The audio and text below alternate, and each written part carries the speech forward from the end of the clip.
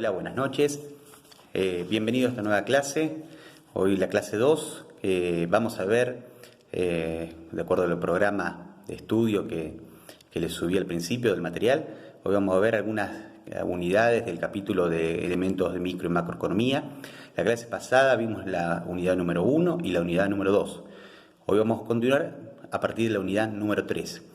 Antes de empezar, como repaso de la clase anterior, el dinero como elemento, lo que surgió es, o lo que permitió, mejor dicho, es la diversificación y la especialización. Si nos remontamos a la historia, antes del dinero, lo que había como medio de cambio era el trueque. Entonces el trueque, que consistía en el intercambio de un bien por el otro, obviamente tenía dificultades porque tenían que coincidir las necesidades, es decir, que recibió un bien tenía que querer el bien que le daban a cambio, y además de que obviamente, por ejemplo, cambiar, no sé, uno quiere una gallina y otro quiere una vaca, bueno, no podías comparar ni tampoco podías fraccionar, o sea, era la moneda indivisible.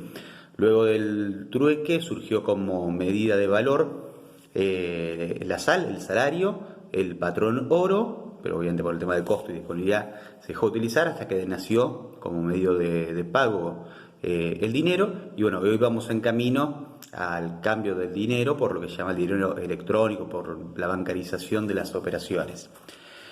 Bien, y las empresas, que vamos a ver a continuación, tienen distintas formas de financiamiento.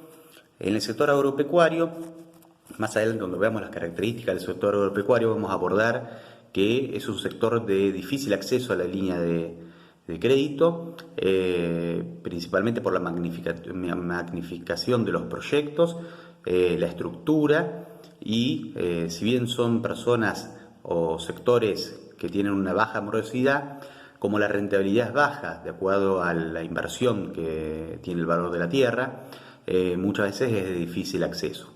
Por eso a veces está como herramienta, aunque con un costo financiero elevado, las tarjetas de pago agropecuario de acuerdo al banco con el cual uno opere.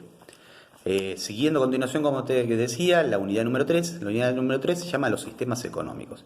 Un sistema económico es una forma de organizar una economía.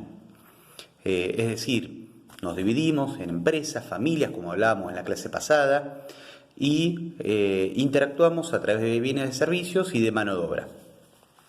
Los sistemas económicos se conciben como dos tipos de sistemas, o dos tipos de doctrinas, como aparece en la bibliografía: el sistema de economía centralizada y el sistema de libre mercado.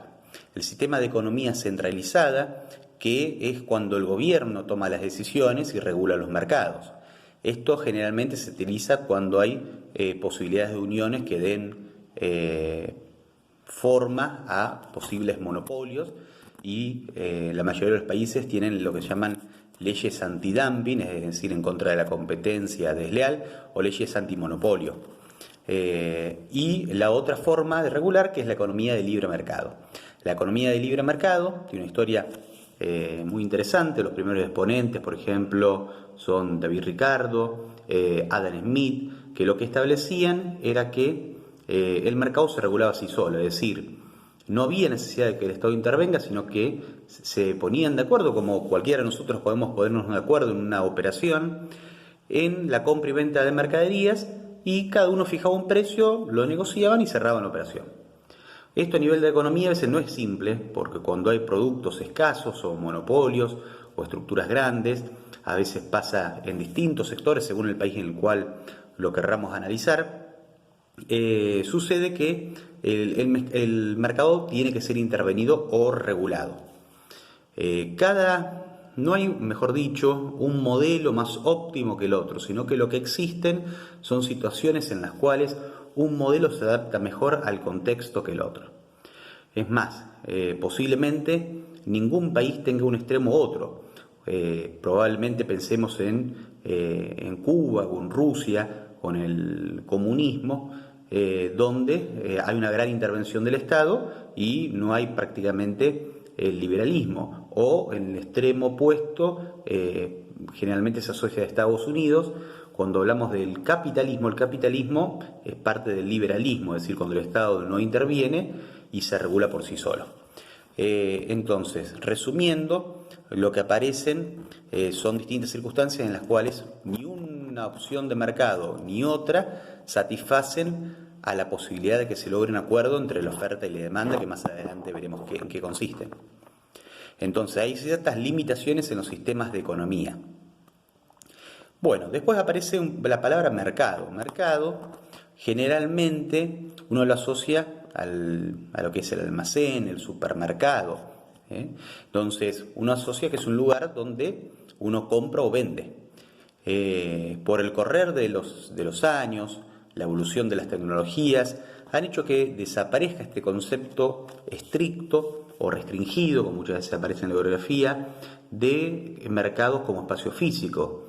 Por ejemplo, cuando uno compra en sitios web, en Mercado Libre, eBay, Amazon, son distintas plataformas que permiten adquirir bienes o servicios sin vernos, sin ver el producto, sin tocarlo, sin apreciar si satisface o no mi necesidad. Es decir, veo una foto, veo una descripción, por ahí me guío por la opinión de usuarios, pero no puedo tener ese contacto como lo había en un mercado físico. Entonces, a veces se habla de que los mercados son lugares, sitios físicos o no físicos, donde se encuentran la demanda y acuerdan un precio para comercializar un producto o servicio. Bueno, cualquier consulta, duda, refléjenla en los comentarios de la clase o vía WhatsApp para poder ir abordándolo.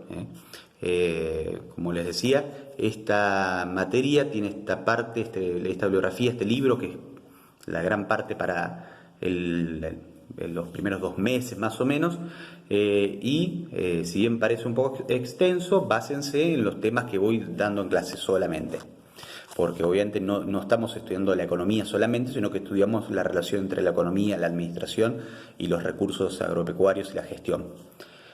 Bien, entonces, ¿qué parece como fenómeno? Lo que se llama al final del capítulo 13, las economías mixtas, es decir, un mercado que se regula así solo, pero que cuando el Estado detecte de que se altera ese orden, de que se va en contra del interés colectivo por un interés individual, ahí sí intervenga y establezca distintas medidas para poder canalizarlo y poder resolver esa situación. Pero una vez resuelta, se retira para que luego el mercado se vuelva a autorregular. Bien, continuando con el capítulo 4, estos capítulos algunos son más cortos, otros un poco más largos. El capítulo 4 se denomina la producción y la empresa. ¿Qué es la producción? Cuando uno habla de la producción, estamos hablando de una actividad. La actividad productiva de la siembra, de un cultivo de un cereal, de una producción de un tipo de ganado vacuno, ovino, de una producción forestal. Vemos muchas alternativas de producción. Entonces, lo que habla en este capítulo es la función de producción, que es la sumatoria de las actividades desde la adquisición de la materia prima, previo planificación del proceso, del ciclo, hasta el desarrollo productivo para luego llevar adelante la actividad productiva, la siembra, el cultivo o el análisis o el sector en el cual nos estemos analizando, para luego obtener el producto y comercializarlo. O sea, la función de producción abarca desde el inicio de la actividad productiva hasta la venta.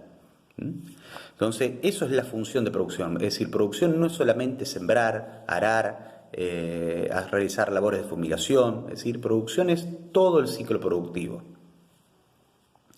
Bien, este proceso lo llevan adelante empresarios quien emprende es quien realiza y tiene esa iniciativa de realizar una actividad.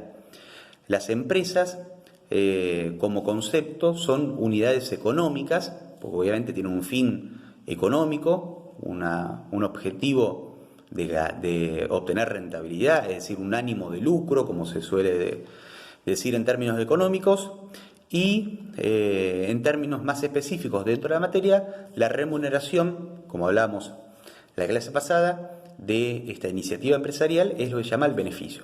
Que el beneficio uno siempre aspira a que sea ganancia, pero recordemos que no siempre es ganancia, que a veces puede ser pérdida. Es decir, el beneficio es la diferencia entre los ingresos y los egresos, es decir, las salidas, que aspiramos a que dé ganancia. Por algo realizamos un emprendimiento, o, invertimos recursos, tanto físicos, financieros, humanos, para aplicarlos al proceso productivo. Bien, obviamente este proceso productivo es muy dependiente, y más en el sector agropecuario, de la tecnología. La tecnología es uno de los factores que más se desarrolló. Vemos evolución de tecnología en los medios de transporte, en las prestaciones de servicio, en los medios de comunicación, en lo que es la parte de turismo de cada país.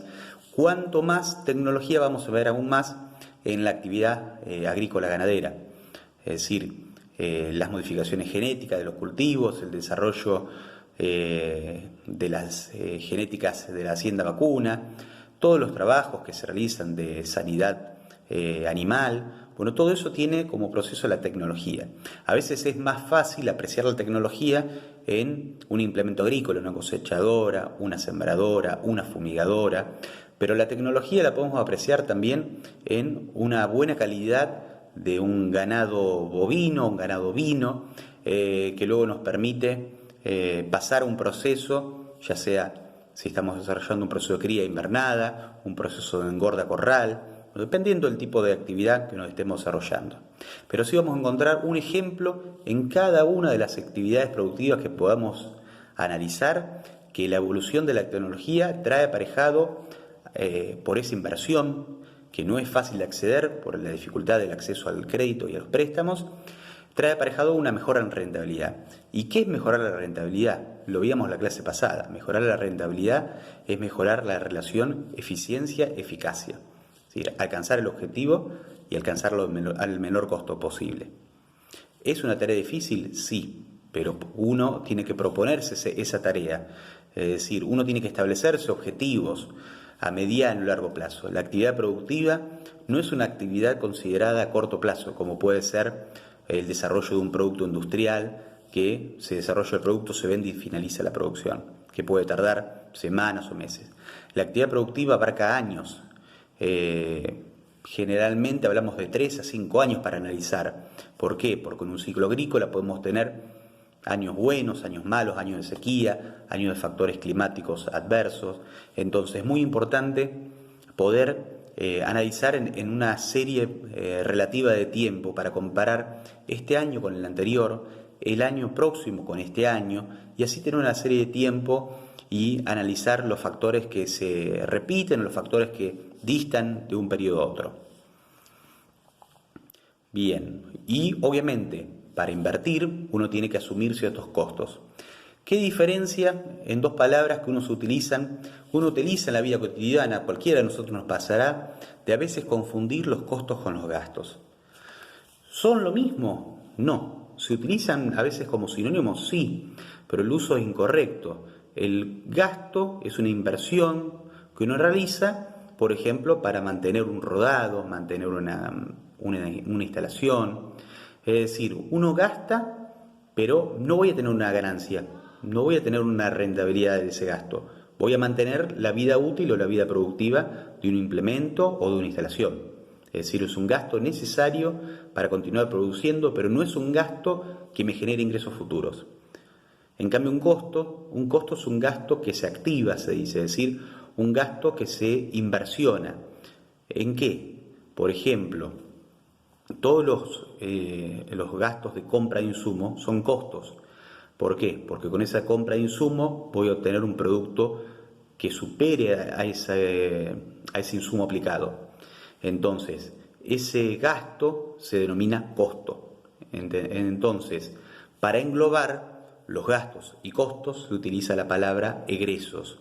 Egresos es una salida, independientemente del fin, pero generalmente se habla de que el costo es un gasto o un egreso, para decirlo con propiedad, operativo, y el gasto es un egreso no operativo. Más adelante vamos a ver ejemplos y vamos a ver cómo esto interacciona y cómo es un factor muy importante diferenciar uno de otro. Continuando con la unidad número 4, habla de tipo de costos. Bueno, siempre posiblemente lo hayamos escuchado, nombrar, o por ahí no, puede ser que no sea una palabra conocida. Uno habla de que existen dos tipos de costos conocidos y uno muy poco conocido. Es decir, cuando uno habla de costos, generalmente uno dice que hay costos que son fijos, la luz, el gas, el alquiler, obviamente fijo en la medida que la producción se mantenga, y costos variables, es decir, cuando aumenta la producción, aumenta ese costo. Por ejemplo, la materia prima es un costo variable. Si produzco más, gasto más en comprar y ese gasto va a aumentar. El costo fijo, después vamos a ver un poquito el análisis, pero los costos generalmente son fijos y variables en lo que se llama el corto plazo, es decir, el análisis del mes, un año, no más que eso. Y después está otro costo poco conocido probablemente, que es el costo marginal. El costo marginal también se llama costo incremental. ¿Por qué? Porque es la relación entre la variación de un costo entre la variación de la cantidad producida. Parece un trabalengua. Si tuviéramos una pizarra y lo que queríamos representar, costo marginal se abrevia C mayúscula, M mayúscula, G. Y es la relación entre la variación en el alfabeto griego se denomina delta, CT del costo total, dividido delta Q de cantidad. Entonces, a medida que uno aumenta la cantidad, aumenta ese costo. ¿Cuánto aumenta el costo? Ante cada unidad aumentada, ese es el costo incremental. Es decir, el costo marginal es lo que varía el costo variable entre una unidad producida. Generalmente, o sea, si por ejemplo mi costo fijo de elaborar un producto son 10 pesos, mi costo variable es 2 y puede ser que el costo marginal sea 1. Después vamos a ver si podemos subir algunos ejemplos o material también para que se pueda visualizar mejor. Hablamos de que todo esto es así en el corto plazo. ¿Por qué? Porque después tenemos el largo plazo. En el largo plazo, esta función de producción, que hablábamos de que la función de producción es la relación entre los costos fijos y los costos variables, se considera que a largo plazo todos los costos son variables. ¿Por qué? Porque supongamos que estamos en una actividad que viene en crecimiento, con factores favorables en el entorno, tanto mercado interno como mercado externo, y nos encontramos que para poder seguir vendiendo hay que agrandar la planta, hay que agregar otro transformador de energía eléctrica, hay que agregar más maquinaria, hay que agregar más personal. Entonces, hasta los costos fijos se vuelven costos variables. Eso es lo que se denomina análisis de la función de producción a largo plazo. Es decir, cuando todos los costos fijos se vuelven costos variables. Es decir, para resumirlo, cuando uno analiza meses o un año, para poner un plazo acotado, existen costos fijos y costos variables, la sumatoria, el costo total de un producto. Cuando analizamos esa misma función de producción a largo plazo, el costo total es igual a los costos variables por las cantidades. Es decir, desaparece el costo fijo, porque estamos en una etapa de la función de producción donde va a crecer y obviamente ese costo va a aumentar para acompañar el crecimiento en la cantidad producida. Bien,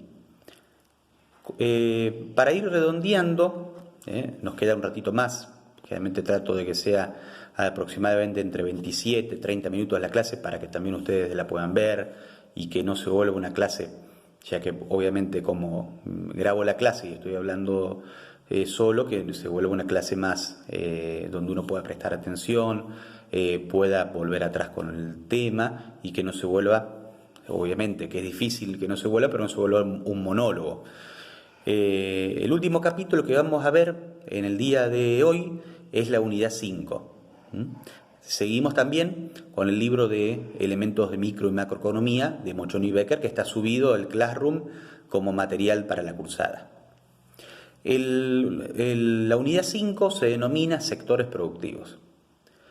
Uno asocia generalmente el sector productivo indirectamente sí o sí a la producción agrícola ganadera, pero el sector productivo abarca el sector productivo primario, que está dentro de la producción agrícola ganadera, pero también tenemos la producción de minerales, la producción de curtiembres, la de curtiembres ya será otra actividad, la producción de maderas, es lo que quería decir, la producción de productos frutales, productos forestales, es decir, todo lo que tiene que ver con la materia prima extraída de la naturaleza es el sector productivo primario. Después aparece lo que se llama el sector secundario, que el sector secundario es lo que generalmente se denomina, un poco englobando la industria, pero bueno, el sector secundario se lo denomina generalmente con el concepto de la manufactura, es decir, la transformación de la materia prima en otro producto, por ejemplo, la actividad industrial. Y el sector terciario, tenemos primario, secundario y terciario, el sector terciario, que es el sector de los servicios.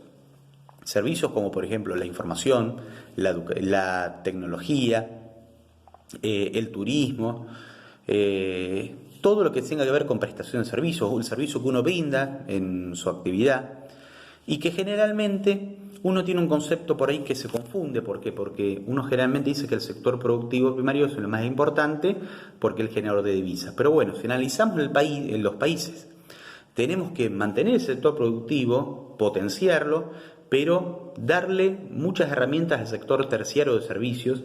¿Por qué? Porque obviamente, como un sector que se presta en servicios, es el sector que genera más mano de obra. El sector primario, así vamos década atrás, obviamente seguramente empleaba más mano de obra que el actual, pero con el tema de la seguridad, con el tema de la tecnología, la gente se fue del campo, se mudó, y hoy por hoy no vive gente, salvo grandes extensiones o que esté ubicado muy distante de la localidad de cabecera. Y la tecnología ha hecho que existan pocas actividades productivas primarias donde la mano de obra es un factor imprescindible. Se me viene a la mente, por ejemplo, la producción de papa en el sur de la provincia de Buenos Aires, en la zona de Balcarce. También se viene a la mente lo que es la producción de la caña de azúcar en la zona de Tucumán. O también, aunque está siendo también intervenida o aplicada la tecnología a esa actividad, que es la producción de la vid para la elaboración de vinos. Hay máquinas principalmente de origen europeo que son angostitas y pasan entre los viñedos y van recolectando la uva. Obviamente tiene que ser muy precisa porque los viñedos, cuando uno analiza o estudia un poco, es una elaboración donde lleva años que la planta largue una buena calidad de producto y son plantas que tienen ya cierta cantidad de años y por ende si las manipula en forma brusca o con el cuidado no necesario, como por ahí la mano de una persona recogiendo el fruto, se puede dañar la planta y obviamente la rentabilidad de ese año va a ser buena porque vamos a tener producción, pero ya el año que viene no vamos a tener una buena producción porque nos quedamos sin la generadora de nuestro producto primario para desarrollar. Entonces, resumiendo, sector primario, secundario y terciario. En nuestro país tiene mucha importancia el sector primario, aunque el sector terciario tiene más importancia, genera más mano de obra, pero por ahí, como es un sector que no está aglutinado y que por ahí muchos de nosotros prestamos servicios, el servicio educativo que les estoy tratando de brindar, o servicios que ustedes prestan a través de un oficio, un estudio, o el que van a prestar cuando terminen la carrera, es un tipo de servicio que no se visibiliza, pero es muy importante para cualquier país tenerlo. Bueno, visto la estructura y los sectores, también este capítulo habla un poco de la población. La población se separa en lo que es la población económicamente activa, es decir, las personas que están interesadas en trabajar independientemente de que tengan o no tengan empleo, y la población económicamente inactiva. ¿Cuál es la población económicamente inactiva? Los jubilados, porque ya transcurrieron toda su vida trabajando y están gozando de su descanso. Los menores que todavía no están habilitados a trabajar, menores de 14 años, porque luego a partir de los 14, con cierta documentación, en parte de los padres, luego con emancipación o lo que fuere, pueden trabajar por su cuenta. Y ciertas personas que están excluidas de trabajar por causales penales, legales u otros factores que queramos analizar. Dentro de la población económicamente activa está la ocupada, la subocupada y la desocupada. La ocupada, generalmente que trabaja 8 horas por día, cumpliendo su régimen, ya sea de lunes o viernes, o lunes media jornada de sábado, y la subocupada, que es la que trabaja menos de esa cantidad de horas, por ejemplo, el que trabaja media jornada. Bueno, esto es lo de la persona que se denomina que trabaja en un país o trabaja en forma remunerada. La población que no trabaja pero busca es el desempleado. Hay que separar de aquella población que, teniendo edad para trabajar, no quiera trabajar porque es su decisión, se tomó un año antes de empezar a estudiar o lo que fuera. Eso no forma la población económicamente activa porque no tiene y no busca. Pero si no tiene pero busca, es el que se considera desempleado, que está a la búsqueda de un empleo, y en este contexto, o sea, hoy, en el momento de hoy, no lo tiene, pero lo sigue buscando. Entonces, es muy importante analizar la población económicamente activa, la cantidad de horas que trabaja esa población económicamente activa, que ya de los 14 se forma parte de la población económicamente activa. Perdón por la repetición, pero es para posicionar ese concepto y que les quede un poco el concepto de que la población se separa entre los que buscan y los que no buscan, ya sea porque no quieren o porque ya han trabajado y están en su etapa de descanso, de jubilación o pensión. Así que bueno, haciendo un repaso de lo que vimos hoy, vimos la unidad 3, los sistemas económicos, que era la forma de organizarse en una economía, con o sin la intervención del Estado, y que generalmente el mejor esquema o el que más se adapta a un país es el de la economía mixta, es decir, libre pero con intervención cuando se lo requiere. La unidad 4, la producción y la empresa, es decir, la función de producción con sus costos, su corto y largo plazo, y el rol del empresario, que algunos autores lo consideran el cuarto factor productivo, y en la unidad 5, que son los sectores productivos, el sector primario, secundario y terciario, con la estructura que conforman y bueno, analizando la composición de la población. Espero que hayan podido hacer el trabajo que les había dejado de la clase pasada. Cualquier duda me preguntan por mail, por WhatsApp o por el Classroom.